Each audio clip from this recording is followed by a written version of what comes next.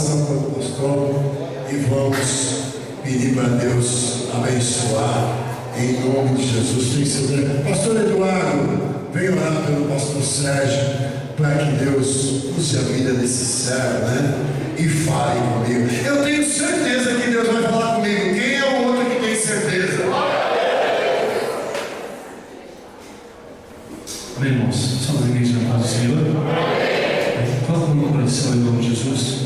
E a sua outra mão se estende para cá. Vamos orar para que Deus venha abençoar o pregador, para que ele possa nos abençoar com a mensagem que vem de Deus. Amém? Fique em paz. Aquietai-vos e escutei que Ele é Deus. Amém.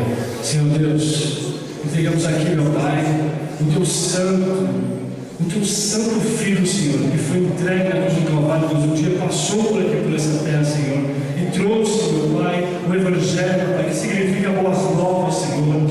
Então, em nome de Jesus Cristo, o nosso dono, o nosso único, suficiente, eterno Salvador, Deus, eu entrego a vida do pastor Sérgio, Senhor. Usa ele, Deus, em nome de Jesus. Fala através dele com a tua igreja, meu Pai, que é carente de ouvir a tua voz, Senhor. Eu sei que teu povo saiu da tua casa, Senhor, não para ouvir um pastor, não para ouvir um pregador, não, Senhor, mas simplesmente para ouvir a voz do teu Espírito Santo, meu Pai, que trabalha sobre essa igreja, que nos abençoa e nos fortalece, Senhor. Então eu te peço, Deus, em nome de Jesus Cristo, abençoa, meu Pai, pastor Sérgio, para que ele possa nos abençoar com uma palavra que vem do céu, em nome de Jesus Cristo, Deus. É o que te pedimos e te agradecemos em nome de Jesus. Amém? Quem não pode aplaudir o Senhor em nome de Jesus?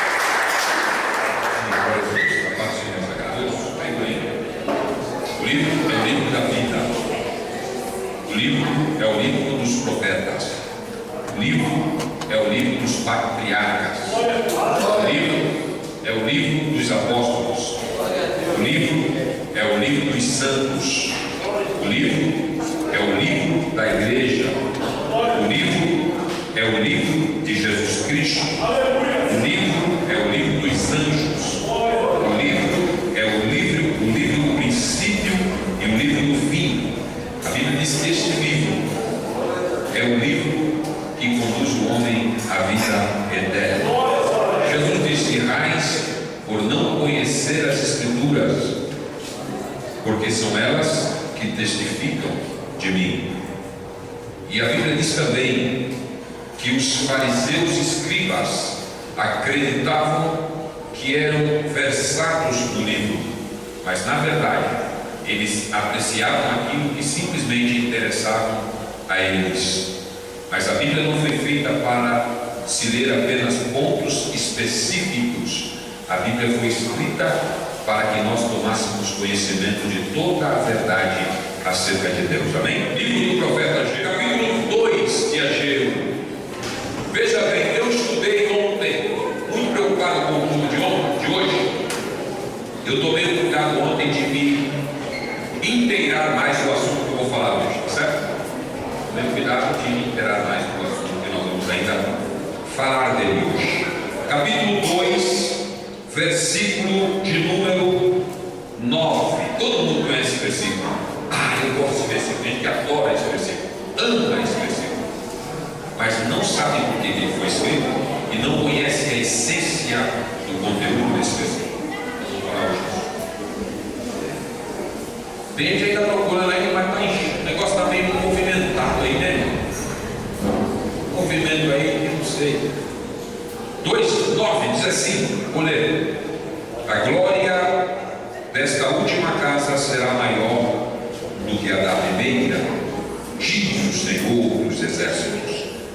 Neste lugar darei a paz, diz o Senhor. A pessoa diga assim: a glória será maior. Pode se sentar.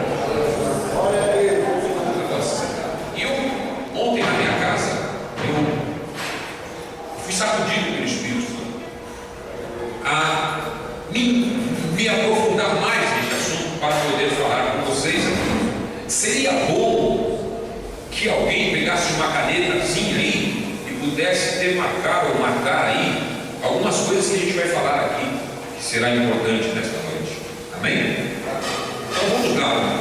Nós lemos aqui no capítulo 2 do profeta Ageu, versículo 9, que a glória desta última casa será maior do que a da primeira, diz o Senhor dos Exércitos. E ele ainda continua dizendo: e neste lugar eu tenho paz. Eu fiquei preocupado em entender por que é que o Senhor, pelo ministério do profeta Ageu, que foi um profeta contemporâneo de Esdras, que foi um profeta que foi usado com especificamente 3 grandes mensagens do livro desta profecia. Para eu entender esta mensagem que eu quero trazer aqui, eu vou voltar a fazer, vou recapitular algumas coisas aqui nesta noite. Capítulo 1, só virar a folha. No capítulo 1, o povo estava sendo procurado pelo Senhor. É o primeiro ponto que eu quero falar hoje. Deus estava à procura do povo para despertá-los para algo que estava acontecendo naqueles dias. Ou seja, Deus levanta um homem chamado Ageu, profeta Ageu, ano 557, entre 557 a 525 a.C. Deus levanta ele e vai à procura do povo e diz as palavras que o povo estava dizendo nos seus aposentos, nas suas casas, nos seus lares. Entre eles, especificamente, eles diziam entre eles: olha, não chegou o tempo em que a casa do Senhor deverá ser edificada. Ou seja, não é tempo ainda, não é momento ainda, não é o tempo determinado ainda. Isso ainda é muito cedo para se preocupar com a construção, ou com a reforma, ou com a reedificação da casa do Senhor. Aí no versículo de número 2 está essas palavras que eu estou falando. Eles diziam: não é o tempo ainda. Eles estavam falando, veja assim, vamos no versículo especificamente: assim fala o Senhor dos Exércitos, dizendo a este povo, que diz: não veio ainda o tempo em que a casa do Senhor deve ser edificada. Não é uma pergunta, é uma fala. E aí diz assim, verso 3: veio a palavra do Senhor pelo ministério do profeta Ageu, dizendo: é para vós tempo de habitardes em vossas casas forradas, estucadas. E esta casa, e parece que eu vejo o profeta dizendo assim: é tempo que vocês estavam vivendo bem, em casas maravilhosas. Parece que eu estou vendo ele falando, vivendo uma vida de mordomia, arregalada. E esta casa aqui, parece que eu vejo ele falando: aonde eu estou aqui, a casa do Senhor, ficar nessa situação. Para vocês terem uma ideia, a casa estava arrebentada, a casa estava destruída. Para quem não sabe, estudando o livro de Esdras e Neemias, você vai ver o que aconteceu com a casa. Ela foi totalmente destruída, as paredes caíram, as portas foram queimadas a fogo, os utensílios dessa casa foram levados por Nabucodonosor para a sua grande mansão, para o seu palácio.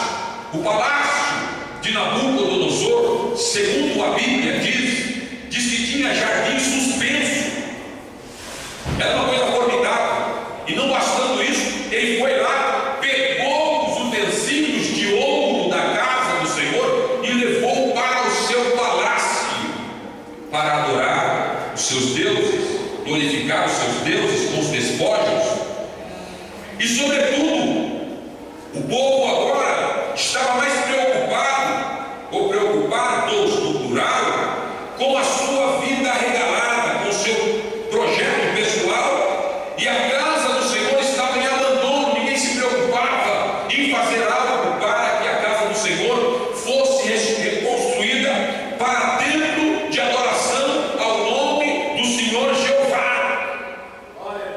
Porque a gente entende o seguinte, que a casa do Senhor está destruída, e reedificar a casa do Senhor é uma coisa banal até, simplesmente levantar paredes e colocar coisas, utensílios dentro dela, é uma coisa simples. Agora, fazer um templo, ou reedificar um templo, reconstruir um templo, ou levantar um templo, ou tornar a levantar um templo que estava caído e colocá-lo de pé, para que a glória do Senhor, que estava afastada de Israel, voltasse para o seu devido lugar.